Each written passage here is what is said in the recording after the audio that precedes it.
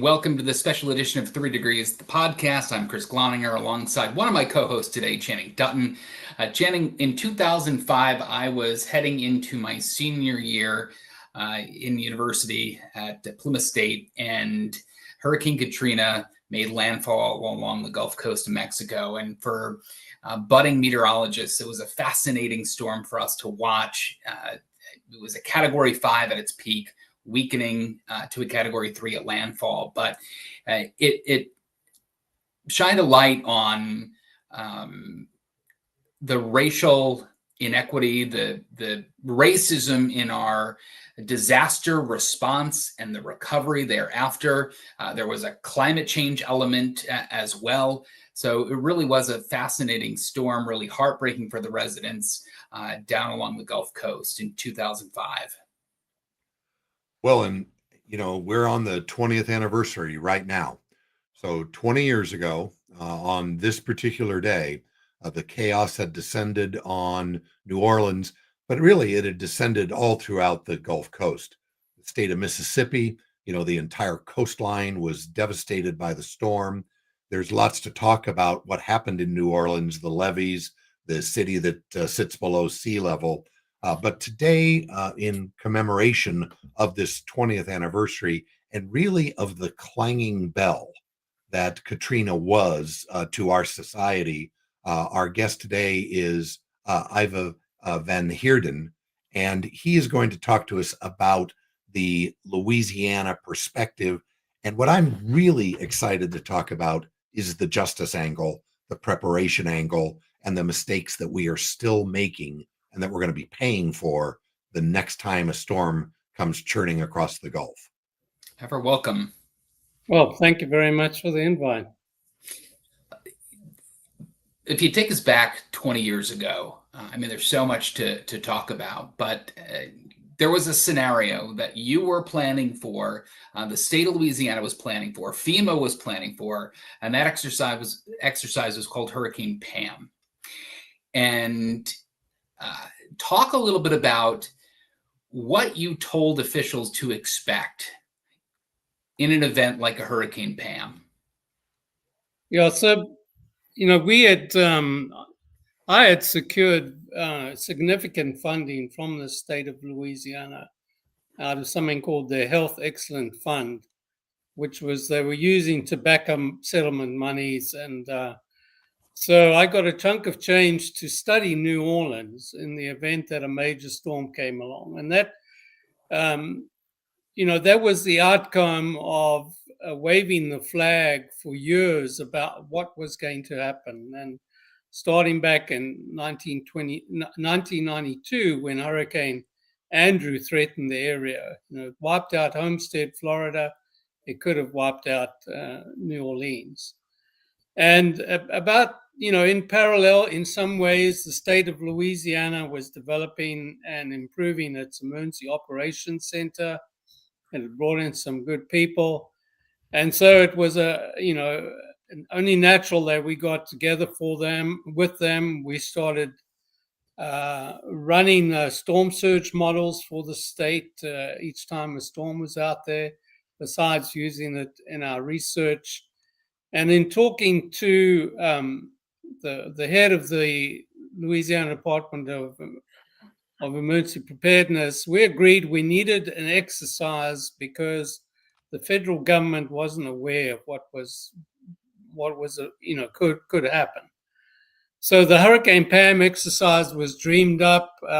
Unfortunately, we thought LSU was going to be running it, but they got in some private company to run it. But nevertheless, we developed using the ADCIRC, Advanced Circulation Model, that we had got running at LSU. And we used that to generate a storm not too dissimilar to Hurricane Betsy that hit in 1965. And that storm flooded the whole of New Orleans without a levee breaching. So it was just, the water was just high enough to totally flood the whole city, not just the part that flooded in Katrina, everywhere. And then we ran through different scenarios. There were going to be so many tens of thousands that drown. There are going to be this many people stuck. And how do you get food and water to them? How do you evacuate them? And so on. And so it could have been a wonderful opportunity. But what was obvious to me at the time was that state officials were taking it extremely seriously, but federal officials weren't. I heard Corps of Engineers people laughing at me when I was speaking, when I tried to talk to Coast Guard about, using something called Operation Dunkirk, where we get people with boats to cross Lake Pontchartrain and go and rescue. And, they kind of poo-pooed the idea and said, we better be carrying guns because people are going to shoot us. I said, no, that doesn't happen. I've been involved in rescues and that doesn't happen. But the bottom line was that if we go back just a little bit, President Bush had come into power and he had kind of similar to what's going on right now, he decided to dismantle FEMA. FEMA was really great under President Clinton, was started by President Carter, and he was going to dismantle it. And that, this was the job of the states. And I even heard Joe Albrow, who was the first FEMA director, give a talk in New Orleans where he announced this. And I thought, oh God, the hell's going to break out now.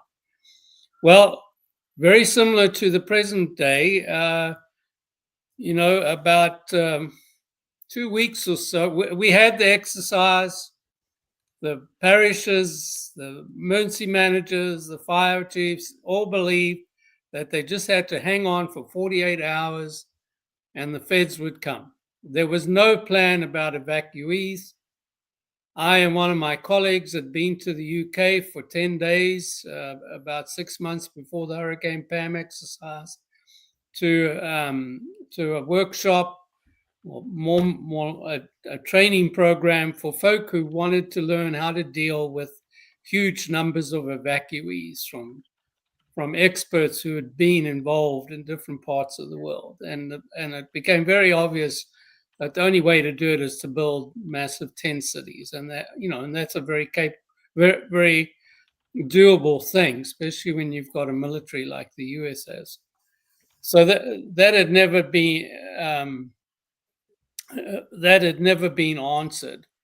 The other thing is the colonel who was running it from the state side asked me to prepare a DVD with all the model runs and all our research and some background information for all the senior federal employees at the workshop. And he also arranged for me to give a 20-minute briefing to the White House.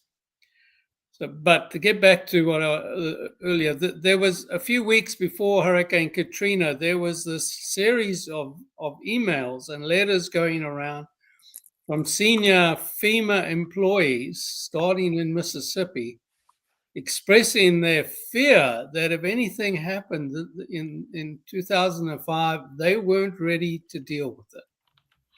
And so, to my mind, history is repeating itself. And the net result was we had something like Hurricane Pam. It wasn't quite as bad, but the difference was the levees failed. Over 50% of them failed.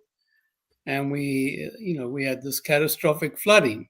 If the levees hadn't failed, we wouldn't be talking about Hurricane Katrina right now. There would have been some overtopping, but not a lot.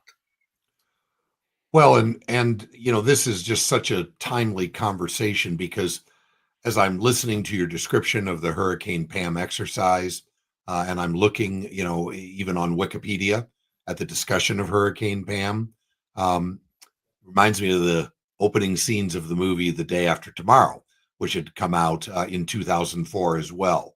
And that is, intelligent people were looking ahead and foresaw the potential for a problem, planned for the problem, but it certainly seems as though the warnings were very difficult for certain people to hear. I mean, am I understanding this correctly?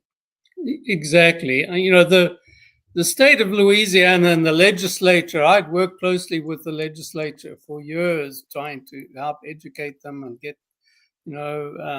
get them to understand. And the Speaker of the House told me 6 months before Hurricane Katrina, after I'd given a talk to a bunch of Louisiana legislators, he said, Ivor, we all know you're telling the truth. We all know it's going to happen, but nobody's going to listen until after it does. And that's the sad truth, and it's really hard. I tried, and so did a number of other people. We tried every which way to get the story out. We worked with TV. I gave hundreds of talks, even old lady knitting clubs, book clubs, whatever, just to try and get people. We did documentaries, so that to prior to Katrina, some mostly European ones, some French one, but also Nova. So there was an attempt to try and get the message out. And in parallel to this, the Public Health Research Center was multifaceted. So in the team, part of the team were transport and traffic engineers who worked with the state to develop the contraflow, which actually worked pretty well in Hurricane Katrina. We had another team who were going to go and, if something happened, test all the water, which they did. They went in with flatboats and started water. We had developed a GIS database for the whole area. We'd got all the different counties to come together so we could put it all into one GIS database. We even worked with state police, so we knew where all the hazardous chemicals were and so on, and Superfund sites, etc. And so, we tried to be as prepared as we could. We tried to educate as much as we could. And sometimes it's a frustration because we've all asked ourselves, could we have done more? But there's no answer to that. I do want to ask, as we're heading into uncharted territory, with the Bush administration, the cuts to FEMA were significant, losing a lot of institutional knowledge. As a meteorologist, I have had friends that have left NOAA, some that have taken early retirement, others that were probationary employees that were fired. They're hiring back, but they're not hiring back the people that were there 30 to 40 years. That is one part of my question. The other, this is a figure that Channing pulled, the city's flood protection system, which costs $14.6 billion. You have that, and then you have rising sea level. Rising sea level isn't happening at a linear rate. It's accelerating. We have a changing climate that this current administration ignores. Are you fearful about what is next with climate change, with this current administration, and the massive cuts that they've made to FEMA and to NOAA?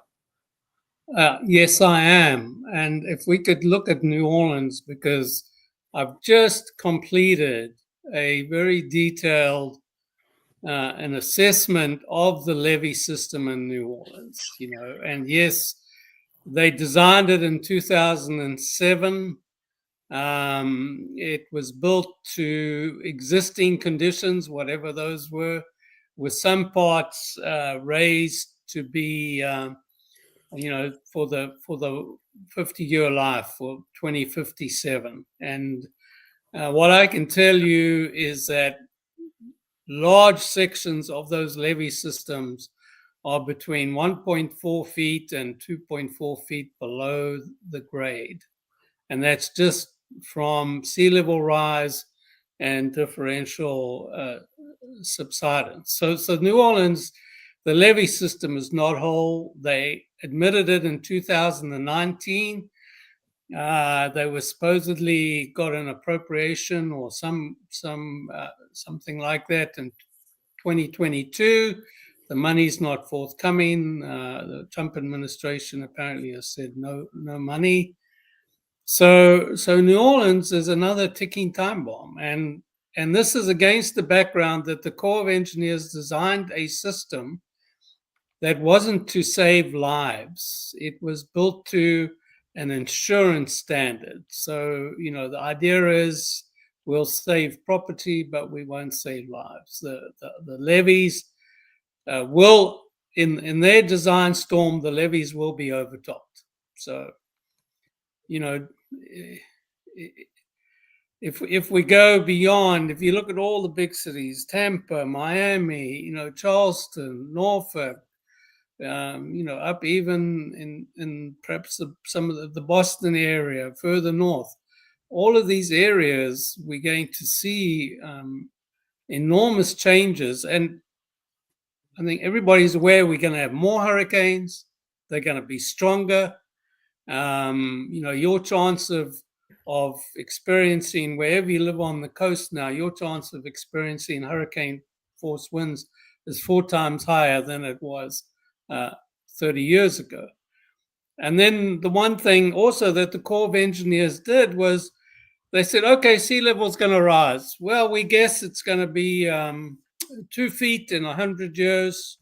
So we're going to add 1 foot to the levee heights. And of course, there won't be much difference in storm surge. I'm paraphrasing. So we're going to add an extra 1/2 foot onto that 1 foot for storm surges because of that. And their own scientists have shown, 3 foot rise in sea level can give you over 9 feet more surge. My own research now is showing me that you can get up to 12 feet more surge with, a 4 foot rise in sea level.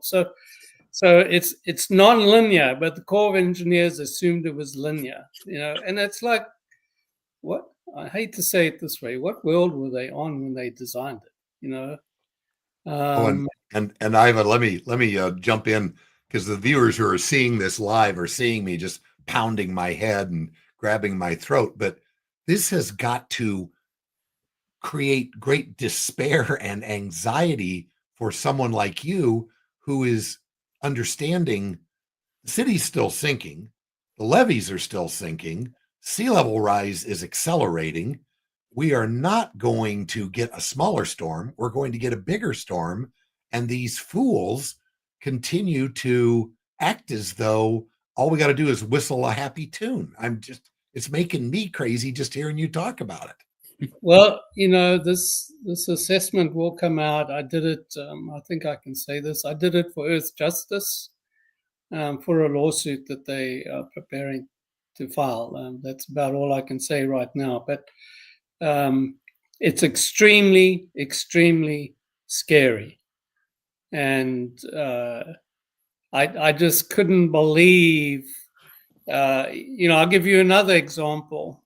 We know from research, the National Hurricane Center, or the LSU, a number of other scientists have tried, using different techniques, have tried to look at the frequency of storms striking an area. Okay, and if you don't look at the eye, you got to look at the overall. So if the storm's 100 miles wide, well, that's part of it. Well, Hurricane Katrina was depending which method you use, was a 1 in 21 to a 1 in 32 year event. The Corps of Engineers claimed that they designed for a 1 in 100 year event.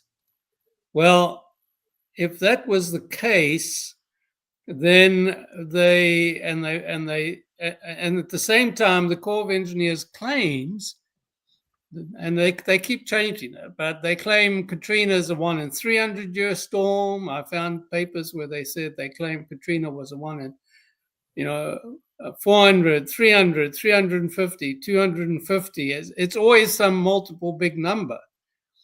So if you believe that, instead of Katrina's 1 in 30 year, and then you design for 1 in 100 year, the next Katrina that comes along is just going to overtop, and that's what the data that I've got shows.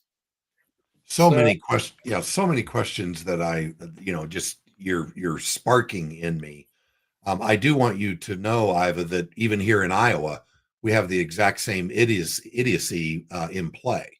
So Northwest Iowa, if our other co-host was here, David Thorson lives in Northwest Iowa.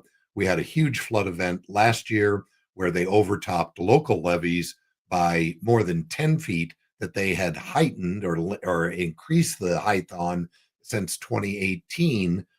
They're just not planning for what is really in the hopper. But let me ask you this.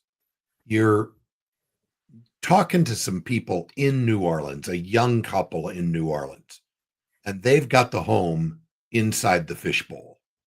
And a guy like you knows how likely the storm is to come and how likely it is to devastate the city. Are you willing to jump into the fray with these young people and say, what the hell are you thinking? You need to leave this town? I put it a different way. When people approach me and they ask me for my opinion, my first question is your house an important part of your retirement portfolio? In other words, when you retire, you're going to sell your house, downsize, and use that other money to survive, your late years. If it is, then get the hell out of New Orleans. Go live on the North Shore. If it isn't, then you got to make the decision. Just get a lot of waterproof boxes, plastic containers to keep your papers and your photograph albums and stuff. I can't go along and tell all these people they're stupid. No, but if somebody asks me, that's my response.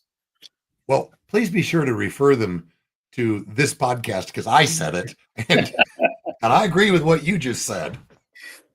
Ivor, you're in 2 documentaries out now. The first one I saw, it's the Hulu Hurricane Katrina Race Against the Time.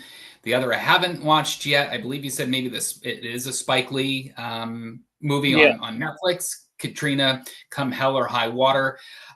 Look, there was a lot of people that were not down there pointing fingers, making up rumors, talking about violence, talking about how the nurses at Memorial Hospital should be tried for essentially euthanizing patients where they didn't know what their future was going to be like, right? They were down on resources, not hearing anything on the outside. They had to make the decisions in that moment in time, right? If you go down to the lower Ninth Ward 20 years later, like I just did during the American Meteorological Society conference in New Orleans, you don't want a community like that to be gentrified, but you want it to build back to what it was, to what made that community special, and it just hasn't. At least the documentary I saw on Hulu focused on environmental justice. How important is it to make sure Black and brown communities are part of these conversations, and what happens if they are not in a world where we are heating up and the weather's becoming more extreme? I grew up in the apartheid years in South Africa. And my family fought very hard against apartheid because of the injustice. And sometimes I wonder if there's some of that going on. The lower ninth people and my folk were totally unjustly treated all the way through. There was definitely, it's the Blacks, they're going to do this, they're going to do that, you can't trust them, blah, blah, blah. And they suffered unnecessarily. Now, part of that blame I put on President Bush and his government. Look at what he did. In order to come and have a look-see, he flies by in Air Force One and he looks through the triple or double pane windows on a Boeing, and it's 10,000 feet or whatever, and that isn't how you do it. You get down there and you get dirty. And then all this nonsense about guns.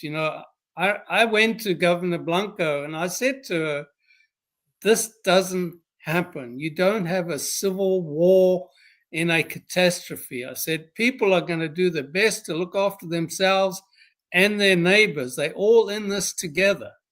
They're going to be trying to support each other, not fight each other. And I said, and they're going to, they're out there after, the Superdome had enough food for 12,000 people for 48 hours. After the levees failed, people started walking to the Superdome. They used boats to get to the Superdome. The helicopters were picking up folk and taking them to the Superdome. So before you knew it, there was 25 to 30,000 people there. They ran out of food. No food came. No water. There were people stuck on their roofs of their houses, and they want attention, and they can't make a noise. What do? They shoot a gun into the water or something. Those who hunt know that the international SOS when you're hunting, if you're lost, is 3 quick shots fired, one after the other. So maybe they were doing some of that. The other thing is, your kids are starving. They don't have water or food. There's a 7-Eleven down the road. It's got food. You're going to go get it. You can't blame these people for that. That's using their survival instincts. And so I think, the media did a terrible job in terms of that, on spreading a bunch of unnecessary lies and nonsense. And we've seen every single study that's been done has shown that there was no violence, there was no raping of children or whatever in the Superdome.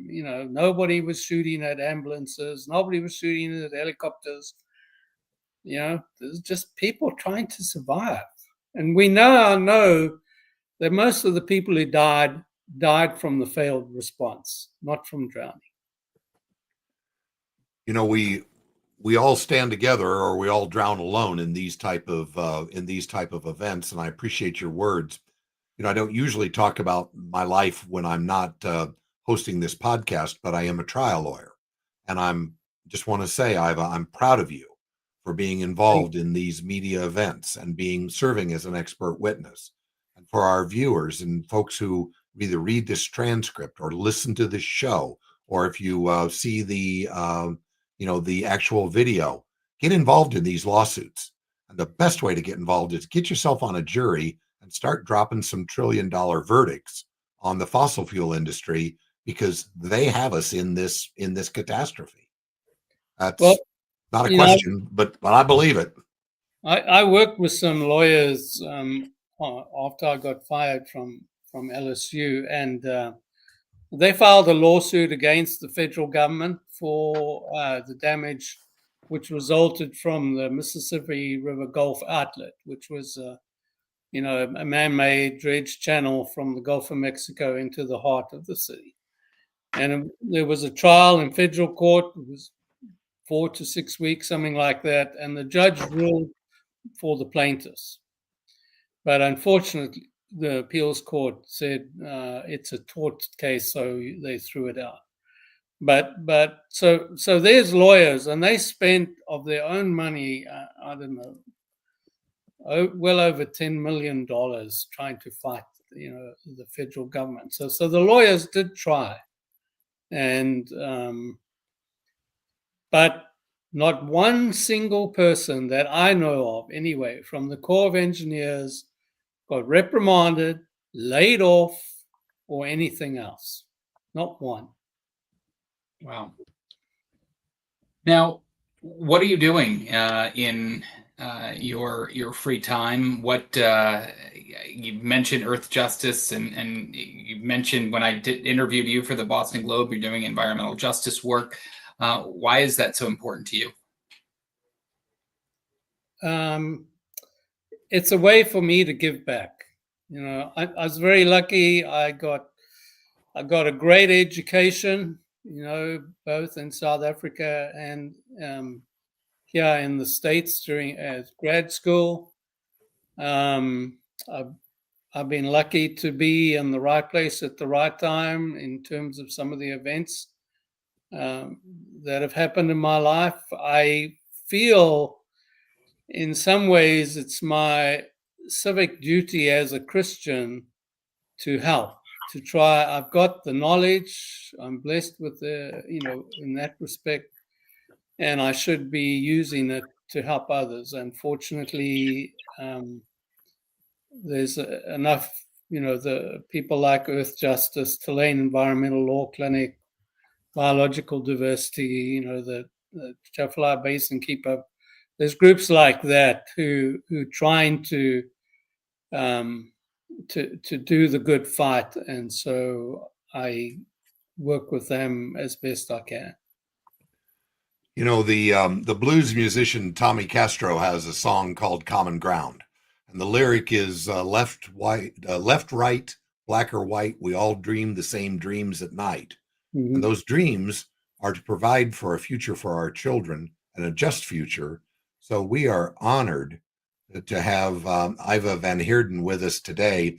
And for our third co-host, David Thorson, he's going to be really unhappy that he couldn't find the right venue so that he could join. David, we'll get you on the next round.